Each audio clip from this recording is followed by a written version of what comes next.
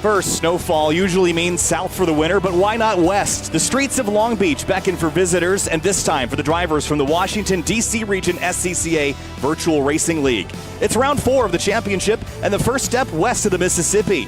There may be concrete and asphalt here in California instead of yellow brick road, but we're not in Kansas anymore. Kyle Heyer joined by Corey Silva tonight for the 4th round of the D.C. region SCCA Virtual Racing League.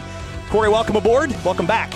After round 2 a couple of weeks ago, we went to another track last week. This week, it's Long Beach, the streets of Long Beach, the concrete and asphalt canyons here. This is a tight, challenging racetrack that absolutely demands precision and perfection.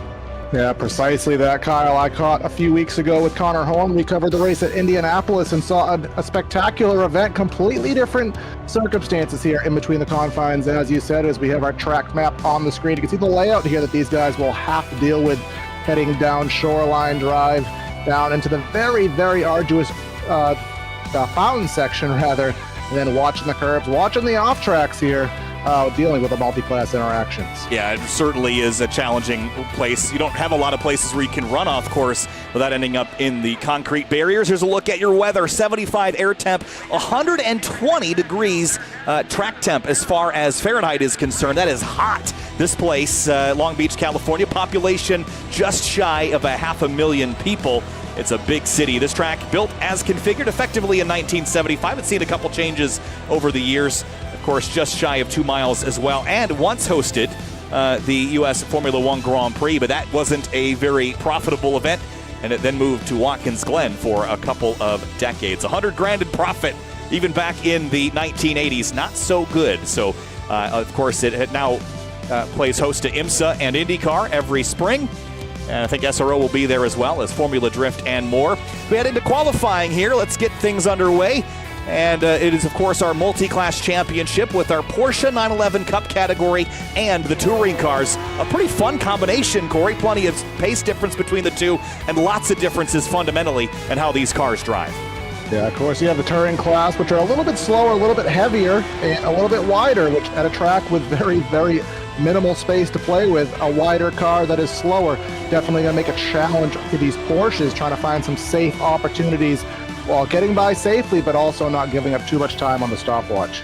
Yeah, it's a 30-minute race, so you're not going to lap cars a bunch of times here, but it's not a very long track, as we said, just shy of 2 miles. The Porsches, though, are going to have a pretty easy time getting up to speed. The touring cars, though, lots of tight confines here, demanding control of the front tires. They're doing a lot here, braking, accelerating, and cornering. Was talking to some drivers last week after our run at Sebring International Raceway. Some frustrations with the inability to adjust the differential, which is such a key component in these cars. And I thought, hey, you can adjust the differential, but you can't anymore. You could when it was just the Audi RS3, Corey, but now that all the other cars are here in the simulator as a balance of performance measure, you can't adjust the differential, and that means that you're waiting to get power down until you're almost straight.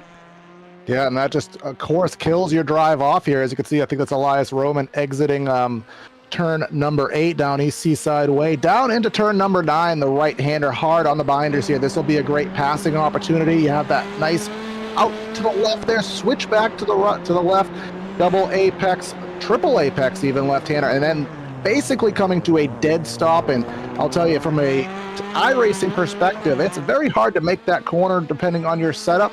If you have a single monitor, Kyle, you literally cannot even see where you're turning. Yeah, it's a really challenging corner, especially for race starts and multi-class, so it's going to be a pretty interesting start procedure. Elias Roman was on provisional pole for a bit, but he got knocked off by Ken Howe-Seal in the number 23, who was in contention for a top spot a couple weeks ago at Sebring. They got together and tangled. Actually, it was the Michael Montello car that ended up tangling with Elias Roman. Ken Howe-Seal went on to win. And Michael Montello hasn't qualified very well yet. 6th of the 16. brother Anthony has yet to put down a lap time. And as far as the class split has gone, Corey, it's been pretty even this season, even with a smaller field this week, just shy of 30 cars as opposed to the 45 we had at Summit Point. The fields are still relatively similar, 11 for Porsche Cup, 16 for the touring cars. Yep, and that creates both good racing and, again, the multi-class interaction, which, as you said, in a short race like this isn't going to be the top priority, but at a 2-mile circuit definitely will come into fruition there. You have Franz Hansen on track there, but taking another lap, 9th on the board right now with a 1:22.89. We'll see if he can best that. Would like to point out, first and second in touring car, Kyle, 3/1000ths of a second, so close that our ticker doesn't even show the difference there, but 3/1000ths there as Franz will move up to 7. Yeah, last night in the Area Truck Series race at Las Vegas, we had, I didn't know this could happen, but it was a tie. Now I say that because my timing can go down to the the 1,000th as we see here, but if it shows a tie, it will say .000, but there still is one extra digit that we can't get in timing and scoring that iRacing does account for. I had 2 cars that were so close that both my timing system and the graphics just had a blank, nothing, down to the 100,000th, a dead-on tie in 2 places last night. So that's how wild it can get in qualifying, and it's very tight at the top of touring car, as you pointed out. Yep, and then as we look at our Porsche grid there, not as tight there as Ealing Hug there, up by 7/10 over Jack Chrissy there. So not as surprised to see one guy kind of separate himself from the pack, because this is a track that if you are a street circuit master, Kyle, you're going to be out in, enjoying the lead here. As you saw in the NASCAR world, you have a SVG enter the street circuit world. What does he do in a car that he's never driven before? He dominates, because if this is what you're good at, Kyle, you are going to be out there and you're just going to have that magic touch that everybody else is yearning to find. Yeah, street racing is almost like a discipline in itself within road racing. It's almost a completely different skill set. It just requires so much precision, and that's something that you can have on a normal racetrack and step over the bounds once or twice and be fine. You just can't afford that at this racetrack. There's a lot more straight line into 90-degree corners, into hairpins, especially in the touring car category. The drivers that are patient with the front tires in particular are going to have a better time over the course of this run. I could foresee the front tires of these touring cars getting really, really hot with how much sliding and pushing they're going to do on this asphalt and concrete surface here at the streets of Long Beach. It will be a challenge. As far as the Porsches go, that's what you're going to have to contend with, is spinning the car out with that rear drive power in that flat 6-powered Porsche 911 and 992. Yeah, there are a couple corners here. I don't think we've seen them on our cameras yet, but I know exiting 5 into 6, there's a couple sets of curbs here, Kyle, that are very difficult. You kind of exit right here, for example. You set that curb. If you can't cut it too much, or there's a wall. If you cut it too much, I think there's actually a penalty there. While you do have some off-canter switchbacks in that whole 4, 5, 6, 7 section there. So you really have to nail that. And the penalty for not nailing it is a lot of times losing it on corner exit if you use a little bit too much throttle. Yeah, it's a great point to bring up, because there are some corners that you can basically get right to the wall and there's no limits because the wall is the limit. That's not one of those corners. That's turn 8. You can cut that if you're not careful on entry. Where it's tricky to make a cut is, of course, that hairpin, the final corner with that big concrete wall sticking out at you. But managing traffic is going to be a conversation again tonight. Even with only 11 Porsches, I think by the time we get back around to the touring cars, we'll probably have less than 11 Porsches. But this is only a 30-minute race. That's a double-edged sword, Corey. It means you're not going to lap the touring car field all that many times. It also means that you don't have a lot of opportunity to recover from mistakes. You have to be treating this as a true sprint. Yep, and there's always going to be, for the Porsche drivers, that ever-elusive question of, do I force the issue here to better my lap time and better my position, or do I sacrifice 2 or 3 seconds on this lap and play it safe? Because whichever decision you decide to make is probably going to be wrong, and someone's going to take advantage of it. And then conversely, from the touring car perspective, are you going to let the Porsche by here? Are you going to make them wait? Are they going to wait? All these things going through the driver's minds, especially when these interactions are going to be happening probably late in the race. Darian Taggart across the stripe there late in the run. I think that's going to be shy of his best. It was a 128, 191. Oh, it was a little quicker, but I think it was an invalidated lap, so he will not jump forward, and actually it wasn't quicker than Michael Montello either. So no pickup there for Taggart in the 75. You see a little brake lockup. And that's an interesting thing, Corey. I wanted to talk about the ABS in these cars because if you can turn it off, you can run it without ABS, and some drivers might prefer that and find a little extra pace. But once you lock that front tire, it's going to superheat that rubber, and you're going to have a really hard time building grip back up. These iRacing tires, once they get mad, they tend to stay mad. So if you do indeed have that occurrence happen, you're going to be paying for it for the remainder of the race here. As we are following the Doritos car, I'm still learning the names. I think that's Darren Treacle there, entering turn number 1. Yes, it is.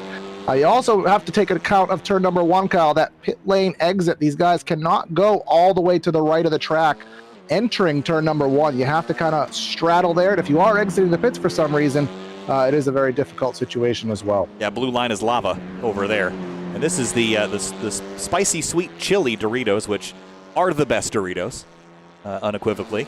Plain Jane here, can't comment. If you haven't had them, you should have them. But Darren Treacle, 9th place. And all the Porsches are done, and so now are the touring cars as qualifying is complete as we get scenes from high above the streets of Long Beach. This was a track that spent a long time getting developed here for iRacing, was originally laser scanned and shelved for many years, and was only brought about a couple of years ago. I think it was just during the COVID pandemic. special. Yeah, it really was a very job well done, in all honesty. This is one of iRacing's best-looking tracks, in my opinion, and it's so fun to drive. I prefer this over Belle Isle for sure as far as street circuits go. Yeah, aesthetically, this track is absolutely amazing. And again, only made because they couldn't go out and do anything during COVID. So they said, hey, let's go dust off that 15-year-old file and see what we can do here. But I think these guys are just about, Kyle, heading down to the grid. Sure are. Let's roll through it. It's Illing Hung on the front row in the number 21 Porsche. Jack Chrissy, Corey is going to start alongside him in the number 7. In that 3rd spot, you have Morgan Burkhardt, and then Jake King in the 39 rolling off in the 4th spot. And behind them, it's Jay Robinson in the number 321. Olivier Piatek rolls off 6th in the number 20. An SCCA member also runs with us in the Full Send Sims Spec Miata series. 44 car of Franz Hansen, saw him on camera in qualifying in the 7th spot. And then we have Talha Sadiq, if I'm saying that properly. Yes, you got it just right. There we go, in the 8th spot. 9th place is Ed Harris in the number 17, and Deacon Greenfield starts 10th in the number 32. All right, last of our Porsche drivers going to be Kevin Zhu in the number 8 car. And then starting off our touring car grid, we have Ken Hauseal on the front row there in the Honda. And following him will be Elias Roman in the number 99. Michael Montello starts 3rd in the number 65. Then it's Darian Taggart 4th alongside Wojtek Heidesek in the number 15, who starts 5th, Corey. 6th, we have Adam Kobach in the Honda as well. In the first Hyundai Veloster, we have Murphy Nichols on the number 5 car. Yeah, starting in 8th place will be Ryan Carwile, the number 71. And Darren Treacle in that spicy sweet chili Doritos Honda starts 9th in the number 70. I should get a commission. Yeah, Kyle's favorite driver. We have Francois Brou in the 10th spot. Bob Shoemaker in the 11th position here. I think we have a very quick pace lap here, Kyle. Yeah, we certainly do. We're just getting down to the very tail end of the grid. Louis Alessi starts in 12th in the number 43. Lex Kiricek, 13 the number 6. Then it's Nathan Brackman, Felix Borodati that will wrap up the rest of your field. And we'll kick things off here from the streets of Long Beach in just a moment's time as the field works their way down through the hairpin and gets set up on the front straightaway here. Shoreline Drive, packed up, paired up with just shy of 30 drivers for the Washington, D.C. Region SCCA Virtual Racing League. Green flag flies, and we're underway from Long Beach. Illing Hung off to a strong start. No DJ Alessandrini to chase him this week, and he might just be making a victory lap here with that strong start. Morgan Burkhardt, Jack Chrissy, side by side. We'll look from Jake King in the 39 into turn 1. Yeah, Jake King took a 3-wide attempt there, but thought better of it. The side-by-side battle for second in the Porsche class still does continue. Into the fountain, nope, 44 car. Franz Hansen having some issues there through the fountain section, and as well as that pink car. Can't quite make out the livery on that. I think that is Kevin Zhu in the number 8. They've had a bit of a coming together. And in the final corner at the start, Darian Taggart, who was up in the front couple, has had a problem in the last corner. Let's have a look at how the start went for the touring cars. Not the way that they wanted to start the race, and we have to go back a little further to find it. We chuckle, Kyle, but this, as we said in the pre-race, this genuinely is intensely difficult there. You can see the contact there. Probably just a spatial awareness issue compounded with the fact that you just can't make the corner. Yeah, that's going to be a really poor start there for Darian Taggart, so he's got some work to do. Up front in touring cars, it's Ken Hauseal over Elias Roman by about 3 or 4 tenths of a second. This will be a good fight, and Michael Montello didn't have the steering lock to avoid that contact, but he got back on throttle and made it up to 3rd. And for 2nd in Porsche Cup, here comes Burkhardt. Yep, just getting through there, heading to the Kinks through the hairpin there will take that second spot. He's in within proximity of the number 21. 21 has not, well, actually he's over up by 2 seconds, so Burkhard's going to be just ahead of him. 2 seconds Iling Hung has got out there over the course of just one lap. Yeah, and I don't know that we've seen Morgan's true strength in this car just yet. Of course, DJ Alessandrini is the driver that we'd expect to really be able to take on. Oh, in the wall! Burkhard at turn 1. Yep, a very easy mistake to make. Oh. In touring car. Elias Roman goes around, contact with Ken Ausil at turn 9. And this is big drama for the second week in the row for the leaders. Yeah, the bumper car class here is the touring cars here. They're heading down Shoreline Drive into the 90-degree right here. I talked about that as a good braking zone. He went for it, and contact made, and the tire wall was the tiebreaker there and took him out backwards, and he'll have to go all the way back to 8th in class, I believe, now. Yeah, that's going to drop him to 14th, Elias Roman will. And you mentioned Ken Ausil down to 9th. He's going to hit pit lane with some damage to repair. That's big news. Last week we had drama in the touring car class. This week again as well. Morgan Burkhard, Jack Chrissy side by side. This is for second in class. 4 seconds behind Iling Hung already. This is going to be the pseudo battle for the win. It's going to be the best of the rest, or so it appears. Chrissy right to the back bumper of Burkhard, heading into the hairpin. Just behind that, you have Jake King going for a wide entry there, trying to get a better exit. Didn't quite work for him. He'll lose a few car lengths there, but we'll see if the 7 could use any kind of slipstream, perhaps, into turn number 1 underneath Burkhard. Yeah, spin there for Jay Robinson in the 3-2-1. And Jack Chrissy's got a decent run here. My point about Morgan Burkhard before we were interrupted by that collision for the lead into TCR was Burkhard's got equivalent pace, or very close to equivalent pace, to DJ Alessandrini, but he's had to fight with Jack Chrissy here in the opening laps of this race. That lost him some ground. I think otherwise on a level playing field, I don't know that he could keep pace with Iling Hung, but he certainly wouldn't lose 4 or 5 seconds in the first couple of laps. He's been busy. Yeah, I'm looking at the back end telemetry, Kyle. Iling Hung a 121 flat, Morgan Burkhard a 123.5, so a full 2.5 seconds. Some of that was by the follies that occurred between the two of them, so we'll see what happens over a clean lap here, which it does look like Burkhard getting a little bit of playroom there over Jack Chrissy. So as he heads down the straightaway, I think we may have some slower traffic in the near future here, just to kind of add a little wrench into things. Olivier Piatek has reset. I wonder if he'd had some contact. Perhaps he was following Kevin Zhu, and gets into turn 7 here, and I think he's just going to loop it and probably end up in the fence. And the concrete walls here are not very forgiving. He didn't really get into a lot, but had some damage from a prior incident. That was something I was going to mention about Burkhard as well, as he hit the wall at the exit of 1 with a pretty good amount of momentum, and that damaged the right side of that car. I'm not worried about the bodywork. I'm worried about the suspension under that car and knocking the toe out of it. That'll be a challenging piece to drive if it's got some suspension. Yeah, so far it seems so good, but it's kind of hard to tell where the folly with that will occur here. He's at the right side of the wall there in turn number 2. That's going to help Chrissy out here through the fountain section, but he's not getting through the fountain section. Looks like Burkhard getting off the corners a little bit better. Wonder if that's him saving those rear tires or not. And then just behind that, you have Jake King trying to pounce as well over those rough curbs there. Yeah, Jake King using all the curbing. The Porsches are pretty good about that. Jack Chrissy's going to move over and let Jake King go by. Either that or he had a slowdown at 4, which I think is probably equally as likely. But sometimes you just want the sharpest arrow to be the first one in the quiver, and Jake King will move into 3rd place in the 39. This section of the track is where I was talking about, Kyle. That is where they just exited it, where all those switchbacks, off-camber sections, that's where you get really struggling on corner exit there with the throttle there, as we have the 2 getting by one of the touring cars here. First class interaction of the day. I think that's the 33 car, if I can make out the number correctly. 23 at Ken Ausil, who was the race leader before the contact. A little contact there with the Porsche as Morgan Burkhard gets back up to speed. But all that drama's in the touring car category has made way for Michael Montello. If you remember, he was the car that got into Darian Taggart at the start of the race. And who's found himself into second? Nobody else other than Wojtek Heidesek, who started this race in 5th, and I think by virtue of basically passing nobody, has managed to outlast those that have turned around and spun. So he's moved up to P2, go back in 3rd.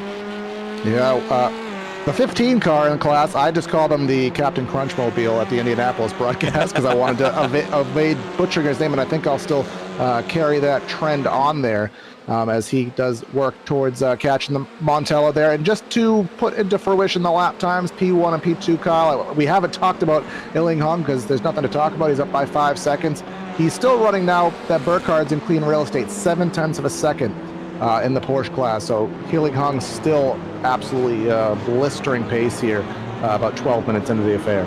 Kobach running in third. He's got Ryan Carwile pressuring him behind. And as far as the manufacturer diversity goes, we've got 2 Hyundais leading the field. Then it's followed by the Honda of Kobach, the Hyundai of Carwile. Then Murphy Nichols, who's just behind this fight a couple of seconds back, is running in one of the Veloster N Hyundai machines. This car is no longer in production. And I think the Elantra N is also going out of production as far as touring cars are concerned. But slightly older model, very similar performance, just different weight layout effectively with the hatchback versus the sedan. But both are capable of winning. Murphy Nichols having a pretty solid day so far, up 2 spots from 7th to 5th. Yeah, I was a little partial to the Elantra myself when the touring class came out, only because I drove an Elantra IRL. No longer the case, but a fun little car. We have a lot of stuff going on here. Into the fountain section. This is not where you want to have traffic. A little bit of contact there, not a lot of space on exit. They're still finding their way. Again, multi-class interactions at a street circuit. Talked about it in pre-race, talk about it till we're blue in the face, Kyle. It never gets old, it never gets less difficult. Yeah, Jack Chrissy chasing Jake King. They're working by the 6 of Lex Kiricek right now. And the fountain section is one of the tightest areas on this racetrack. Even Morgan Burkhardt caught behind some traffic just ahead. That's the 12 of Nathan Brackman, the orange and black Audi RS3 LMS. Yeah, we're waiting for the first. I mean, typically, multi-class interactions kind of a karma type affair where you'll get bit, but you'll also get rewarded. And we haven't seen Illing Hung get benefited at all. Or get detrimented rather, because Burkhardt's still 6 seconds back there. As we have on screen, that's Burkhardt. He just managed to get by House Seal there. Now he has a 1-car gap in between him and King. King's going to lose some time. He gets stuck behind House Seal there in the hairpin. Back in the touring car class into the first corner. Heidesek chasing Montello down. He was within 0.2 of a second as they came through turn 1 through the fountain section, and still hot on the heels here. 2 Hyundais battling for the top spot. Nice run there through turn 3 for Montello. Looks like he's attacking this section pretty effectively. See the rear tire slide there, but just that front wheel drive doing the work there on exit and just powering away. Yep, now here we are into turn number 6. You're going to take that hard left. Now you're going to go all the way out to the right where the track falls away from you. You have to cut back all the way to the left. This is where the restaurants are. You can hear the music here if you have good ears. And cut that curve all the way to the right, all the way to the wall. Watch out for the tire wall. And now you have the slipstream down EC Sideway 8 into 9. 0.6 of a second is the differential. This is one of the closest battles on the racetrack at the moment. And Adam Kobach last time by was a couple tenths slower than Heidesek, but quicker than Montello. So I don't know if Michael just had a poor lap or had some traffic to contend with. But I'll tell you, this 15 getting right on the heels here and in the slipstream on this straightaway. If he gets a decent launch and gets up through the gears, he should have a shot this lap or even into turn 1. Yeah, 0.3 of a second definitely is achievable, but he may be losing a little bit here through the start-finish bend there. Now let's see what happens down into the braking zone. I don't think he'll be able to surge. He won't want to from this far back. It'll be very dangerous if so. He will not. Gets right on and sets himself up. Let's see if he can get through the fountain section pretty well. They're just 3 seconds clear of Illing Hung, who's in the background in the Porsche approaching. You're going to see Kobach, and then there's Illing Hung, the Porsche class leader. So he could be the catalyst to spark the reaction up front here between Heidesek and Montello as we are right on board here with Illing Hung jumping over the curbs, getting flat on power, and sweeps to the inside of Kobach. I was going to say, is this going to be the opportunity that allows Burkhardt to maybe close in a second or two? But the timing of when he's catching these touring cars is just working out in his favor. Got by with minimal significance there. Now he's going to get through 6 and 7. Okay, I'll probably catch those touring cars maybe on the front straightaway in the hairpin if he's absolutely bad luck there. So still works out here as we have the number we got on screen right here, Kyle. I think that's the number 20 car. Yeah, Olivier Piatek working through some traffic. This is all touring car traffic, and then the 8 of Kevin Zhu, who is on the lead lap in Porsches. The Piatek machine has a lap down due to some contact early in the going. Ken House-Seal trying to work past Felix Borodady. This is for position. House-Seal hit pit lane for some damage repair. Borodady just started at the tail of the field, and back for the lead. Here comes Heidesek within 1/10.5 of Michael Montello. Closer than he was last lap, so this is within pouncing range here. He's going to get right to the back bumper. Now he's going to take a look here in the braking zone, turn number 1, and a little bit of contact into the tire wall. Didn't let him go, got right rear hooked, and there you go. And there's big-time damage on that car, and this is the second week in a row we've seen a collision like this where the outside car had to turn in, and they just turned the leader. It's happened exactly like this at Sebring last week with Montello behind the wheel also, but I mean, it's just a challenging proposition to go through a corner side by side. Let's look from high above. Yeah, you could argue whether Montello should have relinquished the corner. You could also argue whether the Heidejek there kind of cleared himself. So kind of a racing deal. And unfortunately for Heidejek, he had to let a lot of cars merge, and he fell way farther back than I think he would have otherwise. He wasn't going to make the corner, I don't think, Corey. Just went in there pretty straight. It was hard because he didn't have a lot of space to the inside, but his trajectory was fairly straight, so I don't know how much you can pin that on Montello, but I'll bet you those two drivers will differ in their opinion. And there's big damage. That left front suspension is destroyed. Yep, so unfortunately a race-winning or a class-winning effort. It's now going to go into a pure salvage mode here, as we're estimating still about 13, 14 laps of racing here in the 17 minutes remaining. So it's just going to be a matter of putting the Band-Aid on the damage here for the 15 car and seeing what he can salvage. All the while, Ling Hung continues to lead in the Porsche 911 category by about 7.6 seconds through the mountain section. Murphy Nichols going a lap down to, actually that was for an overall position, Olivier Piatek working his way by. The closest battle on the racetrack now is going to shift to be for about 10th spot in touring cars between these two, Kiricek in the Alpine branded Honda, and then Felix Bourdais in that yellow Hyundai in the background. Yep, so this turns into an opportunity, Kyle, for these drivers to, they're pretty much cemented. They're in a good, stable position. So now you can kind of just get into a rhythm and really just try to evade mistakes. Inevitably, some drivers will make more mistakes. That could give you opportunities to gain spots. But at this point, I would just kind of cement where I am and just try to play safe in that role. Yeah, these races aren't very long, but you still get to that stage of just clicking away laps with the traffic interaction we have. Just being consistent will be a good night for you. So Kiricek sees some damage on the rear bumper of this Honda. I wonder if that's from the start, that pile up at the hairpin. But 10 laps complete of approximately 23, as you pointed out a moment ago. We're not done battling for the lead in touring car, though. Adam Kobach in the Honda chasing Montello down. And I wonder if how much of a view he had of that leader wreck a few laps ago to maybe just kind of chalk one into the mental notebook there of, hey, maybe if I had to turn one, make sure I get a little bit lower on entry there as he gets surpassed by a Porsche into turn number 1. See if it affects Montello here. With that Porsche getting by, it may work into Kobach's favor if Montello gets slowed up, and it did. Yeah, Montello had to lift there just a bit. There's another Porsche that got in Kobach's way, though, so it might end up all even.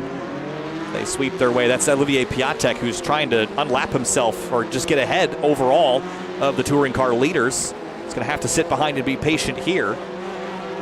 Yep, and that is just very difficult to do. I don't know where his nearest competitor is in class, but it's just so frustrating as a driver being stuck for a second or two when you're basically at a section of the track that you have nothing that you can do except wait. Yeah, 1.3 seconds is the differential between those two. Now, Elias Roman in the number 99 Hyundai, he was one of the drivers involved in the collision for the lead last week. He might have felt like he was owed one, and he put himself in position to battle again, but going back to that incident we saw in the very early part of the race, again, this is going back to the collision he had with Ken House-Seal on the second or third lap. Just outbraked himself. This was, I don't think Elias meant to go for this move here. He just braked too late, got caught out, and just got hooked together.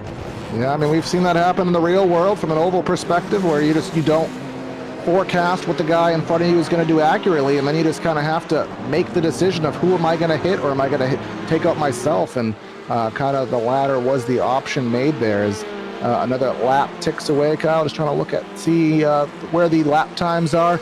Again, Elon hung there at the front of the field, 0.8 of a second faster. We do have some other drivers breaking into the 121-second bracket in the Porsche class. Jake King and Jack Chrissy are showing some speed, but even the speed they're showing still a half-second slower than our overall leader. Yeah, it's just been the impressive pace that he's put on.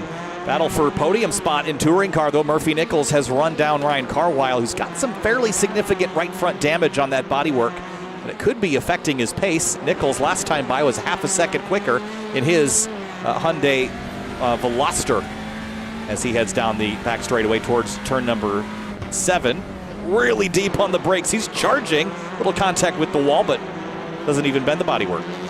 Yep, and this corner has always been like that corner right there, the one I was talking about. That is always my most entertaining corner as a driver, and I think I'm actually kind of good there in my average racing ability scale there. I think I'm actually pretty good, but a fun one there, and you can see WDCR there at the back of the shot. Of course, we saw what happened to him in Montello a few laps ago. He's salvaging himself back there, 13th spot in class, into the fence there, trying to get ready for the switch back there. Gets a little left side damage. Can't hurt anything. Maybe evens out what he did earlier. Right up to the inside wall. And again, that's Heidesek's a couple laps down in comparison to Murphy Nichols, so not for position here. For second place in the Porsche 911 category, though, Morgan Burkhardt is feeling some pressure from Jake King. Burkhardt in the black and white 992 and Jake King in the red and black 992. This is about a second between them for second place. And you can see there on the ticker there, last time, best laps were about 3/10 apart, and last time by it was about 3/10 apart. So actually in the favor of Jake King. So King has a little bit more pace, but it's kind of, you know, flipping a coin there, Kyle. At this kind of track, when you're close to a competitor, it's just so easy to make a mistake. You might have 2/10 one lap, you might lose 2/10 the next lap, just because it's so hard to string a solid group of laps together without making a goof. That's why consistency is so key, especially when you don't have a lot of control over it. You know, if you can be consistent, you're going to be better than people that aren't. That's fairly simple how that goes. Darian Taggart, remember, he would have started in 4th, but got turned around before the green flag even started, chasing Louis Alessi in this Atlanta Speedworks liveried Honda. I haven't seen this paint scheme in a while. It's pretty nostalgic. Saw this car race in IMSA for a couple years in the Michelin Pilot Challenge. And now he's got pressure from Taggart in an ASM livery, Andy Smedegard Motorsports, from the Grid Life side of the house on the Grassroots Racing World. This is a livery that Darian actually had on his Time Attack and Autocross S2000, and he's going to put it to work here on Alessi. Yeah, he forced the issue there on that left-hander. It was not really a good place to put it on the inside, because it's not going to work to your favor, because you don't want to be on the outside entering the hairpin. Then that whole sequence kind of cost him a car length or two, so you can see him continuing to lose there on Alessi there down the front straightaway. But it looks like we have a battle on screen here entering that hairpin section. Lex Kiricek there under intense pressure right now. That's Elias Roman chasing him. Only 2/10 between these drivers as well. And this battle's actually hasn't quite exchanged yet, but Roman has been lapping a couple seconds quicker. At least last time was 2 seconds clear of Lex Kiricek. Let's see what Roman chooses to do, if anything, entering 1. We've seen how it has not worked for many, and he's going to give it a stab here on the inside of turn number 1. Let's see if it works more favorably. Yes. And yeah, he'll get it woed down, and I'm pretty sure the position was easily, they just, like I said, they just want to get through at this point, not trying to battle for every last nickel and dime. They're just trying to survive here. It's a good battle here, I think, into 6. Yeah, this is Louis Alessi, Darian Taggart going back at it here for position 6. And Taggart pops out of line. On the brakes has been a challenge with the touring cars the last couple of weeks. They do have ABS, but as we've seen, but dialing it in can be a bit of a challenge. Taggart passed Alessi. Alessi gave him plenty of space there, maybe too much, and lets Taggart drive up to 6th place. Then we jump a little further forward up to Carlisle and Murphy Nichols. This is for 3rd, a podium spot in the touring car class. Yeah, podium obviously beads a lot, so they're going to go for it quite heavily here. But heading into turn number 1, let's see if anything happens. We've seen it be the calamity corner all race. He's going to take a stab. Oh, he looks really unstable, and he had to abort, and luckily was able to without any issues. Yeah, left himself some margin in the braking zone. That was beneficial, but he big time understeered into the fountain section. That's a bit of distraction from Heidesek's in the background. But yeah. I think Murphy Nichols got a bit more pace than Carlisle at the moment. He just got to package it all together for a lap or two. And you just got to love the mindset there to realize, oh, back end's getting a little loose, driving it a little aggressive, but he was able, like you said, he gave himself the margin. He was able to tone it back. He wasn't beyond the point of no return and was able to kind of roll it back up here. But he loses a little bit as Heidesek's there is right to his rear. Again, that's not for position. We saw that wreck earlier. Into the fence there. Exiting the corner here. We've got a replay on screen of Ken House Seal. No, this is Bob Shoemaker in the Valvoline Audi. and he just went straight. And I mentioned the brakes have been a challenge. I think he just completely missed his braking point, was in the ABS, and couldn't do anything about it, and just spears straight off the end of the road, and then just slams into the tires. Yeah, I almost want to throw that one in the hardware failure category because I mean it just didn't look like he slowed down. Is that just I want to finish this race because I'm mad? No, I just think he genuinely missed the braking point. I've done that a couple times in a few different cars here at Long Beach. It's just really challenging to get a reference point. You see the brake markers on the left side of the road. There are on the right as well, but they're so far away from the racing line, and you're kinking back to the right. It's just so easy to make that mistake. That was a big mistake, though, and it will cost him his race tonight. Yeah, chronic mistake here as we have a battle getting through that fountain section. Murphy Nichols still trying to work on Ryan Carlisle there. You could definitely tell that 71 is not as fast as the 5, but he has the track position, which is the most vital point right here. That lazy rocket number 5 Veloster of Nichols, just trying to see what he can do. And it looks like Carlisle is just playing good defense, and sometimes a good defense is better than a good offense. Yeah, but I think he's being hindered by the damage to the right front. It looks like more than bodywork there. And big contact. Oh. Hydechek is in the wall again. Yeah, yeah, he just toasted that left front, and it ain't recovering from that one. Let's see it on replay. Yeah, just again, big lateral slide, and then slam the tires. See that left front towed out. The sparks. That might be night over for Hydechek. A night to forget, I think, for him. Yeah, sparks fly there. I'll evade the Taylor Swift joke, but heading into the hairpin, let's see if Nichols could get a good run. Nope.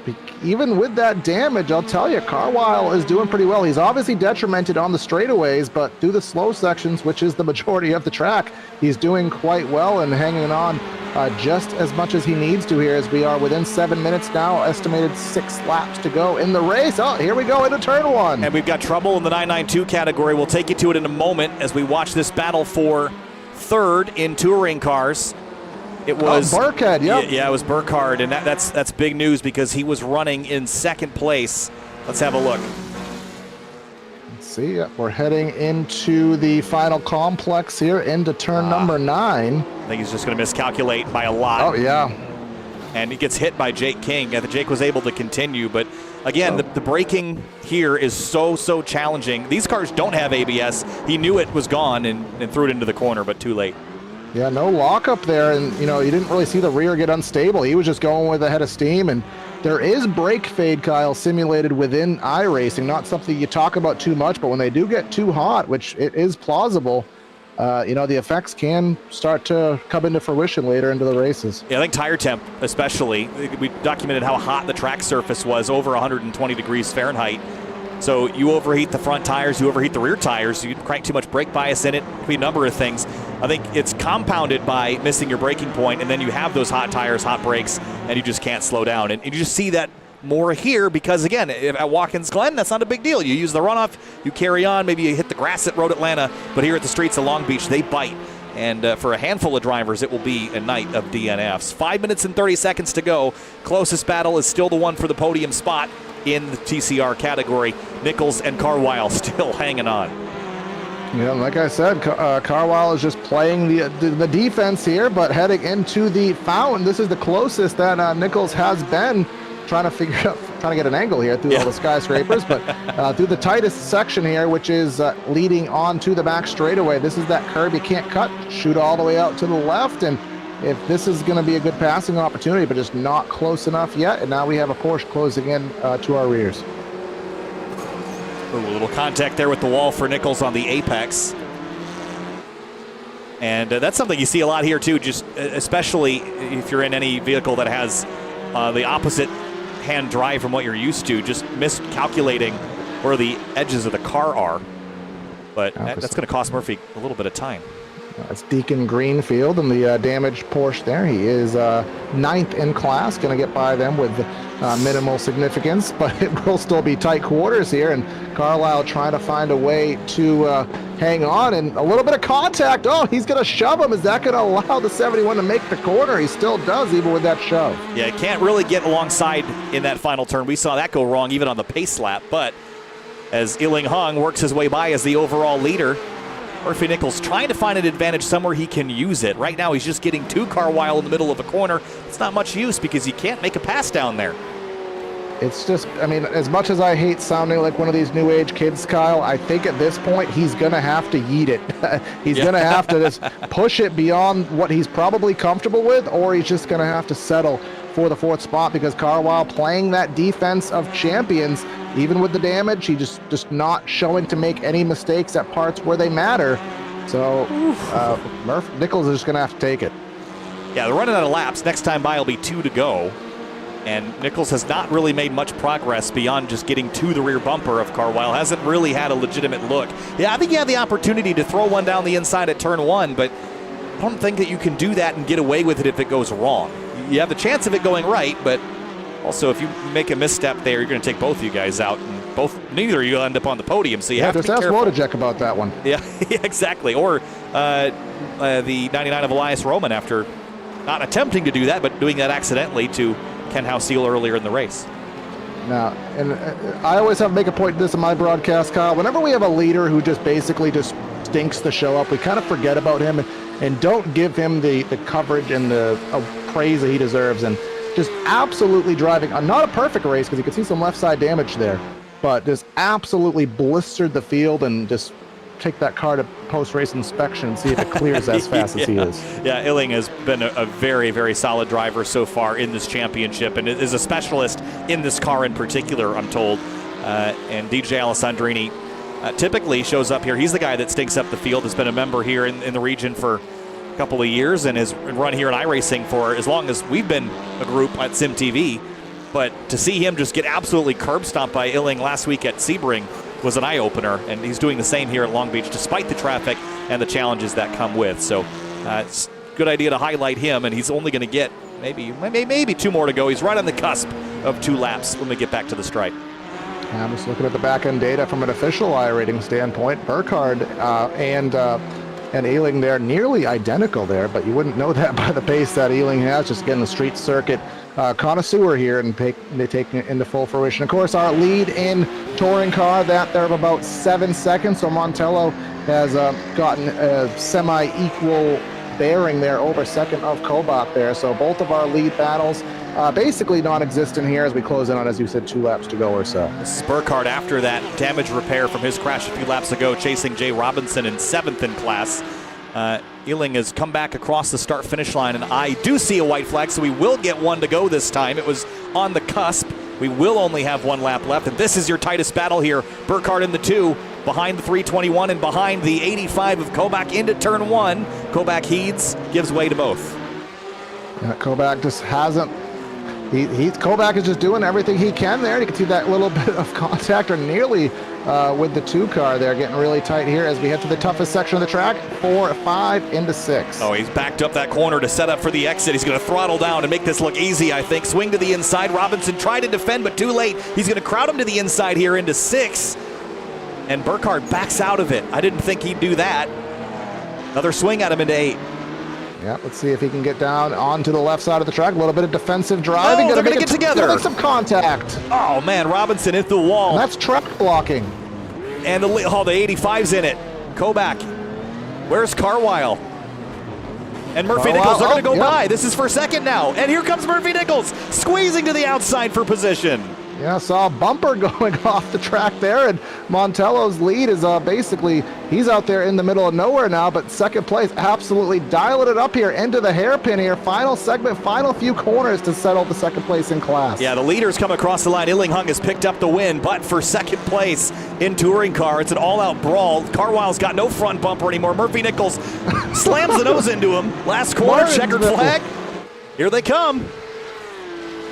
And it's going to be Kobach, Carlisle, and then Nichols will be second, third, and fourth there. Wow. Looks like Martinsville here at Long Beach there, that final lap. That was wild. All set off by that collision that we saw back at turn 8 with the 321 of Jay Robinson. Let's go back and have a look at that, because that's where it all started, was Robinson kind of being stuck prone trackside in this battle here with the 2. I think he takes a swipe at the 2 car in the braking zone right here.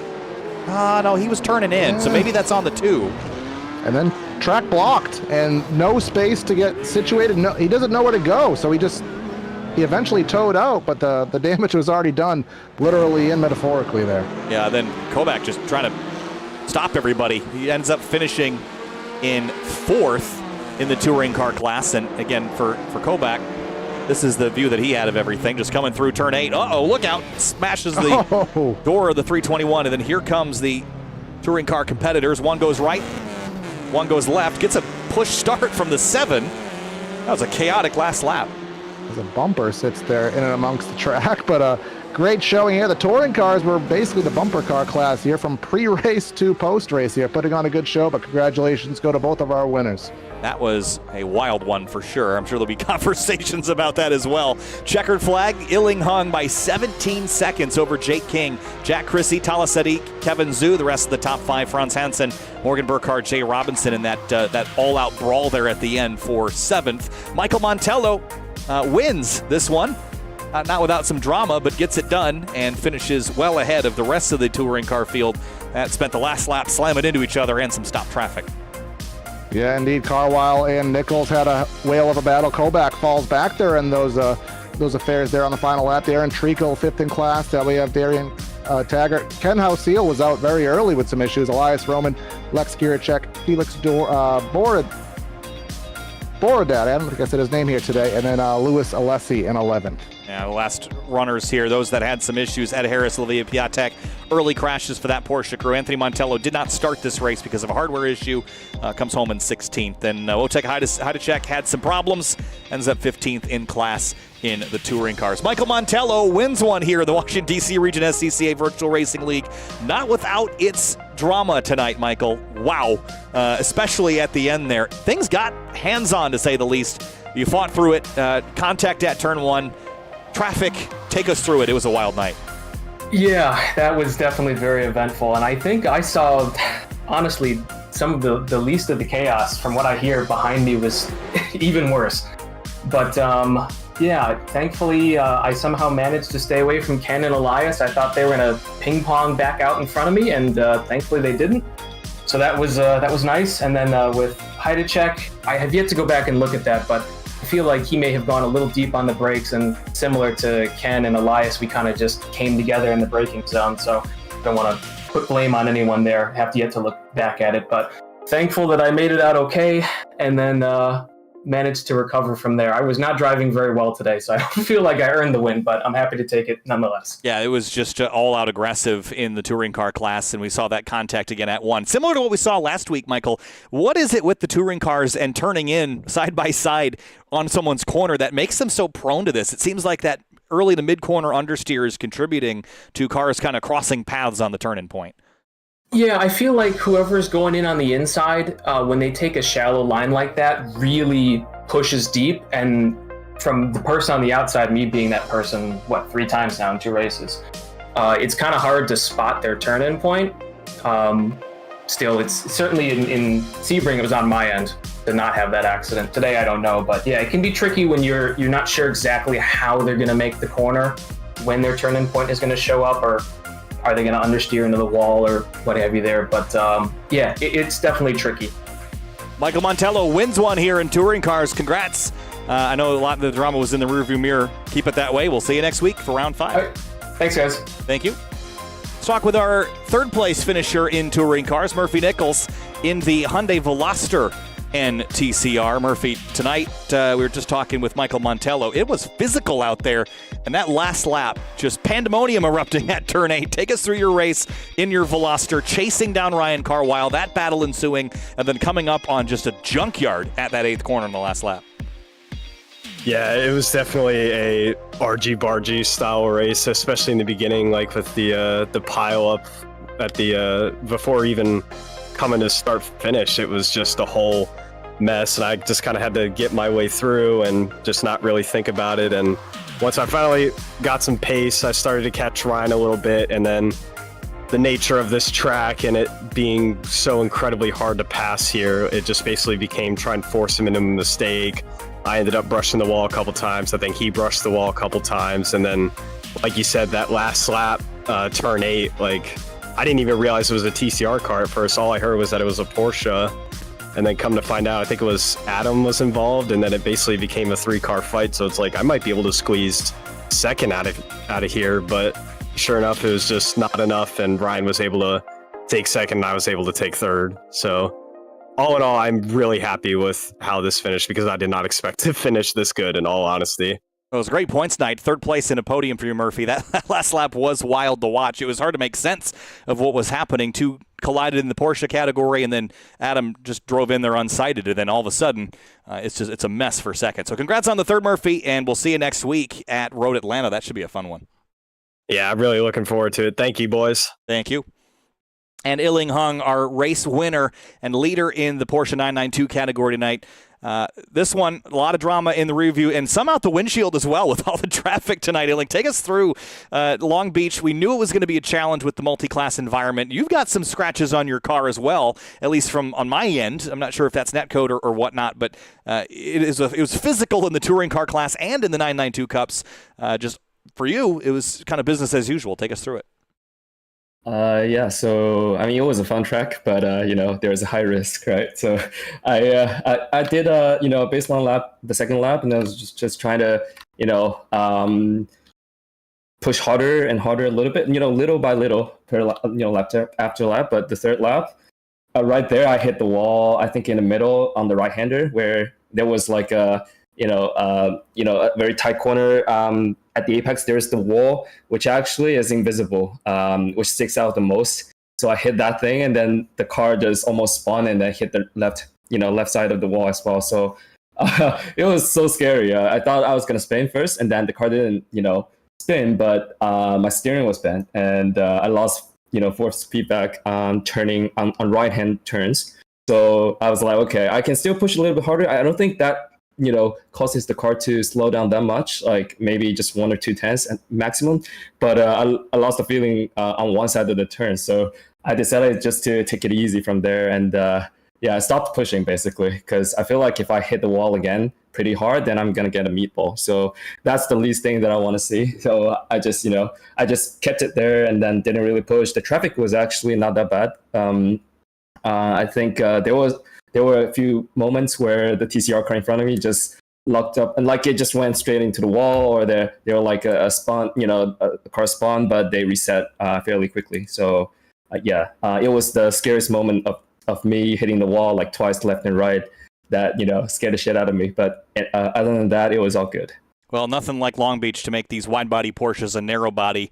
Illing Hung surviving the streets of Long Beach. Congratulations on another win. We hope to see you again next week at Michelin Raceway Road Atlanta. That'll be a fun one in this car. Yeah, absolutely. Yeah, thank you. Thanks a lot. All right, Corey, wrapping things up here from the streets of Long Beach. And as Illing pointed out, this place is rough on cars, and tonight, no exception. One last look down the results order. Doesn't tell the whole picture, though. We had drama in both categories, up front, in the tail, in the middle. Started right at the drop of the green flag with crashes in touring car and continued on. But next week, Michelin Raceway Road Atlanta, a different challenge, but not an easier one, I'd say. Yeah, a staple for all these drivers. Everybody knows that track. Everybody loves that track. A lot of space to play with, some straightaways, braking zones. Should be a great show. And these guys will have fun, and glad to be here, and I'll help you out with it tonight, Kyle. Thanks for being here, Corey. And Michelin Raceway Road Atlanta next week here from the Washington, D.C. region SCCA Virtual Racing League, round 5 of 10 in our fall and winter season. Thanks so much for watching, and we'll go bathe in sun here in Southern California. Thanks for watching. We'll see you next week from Georgia.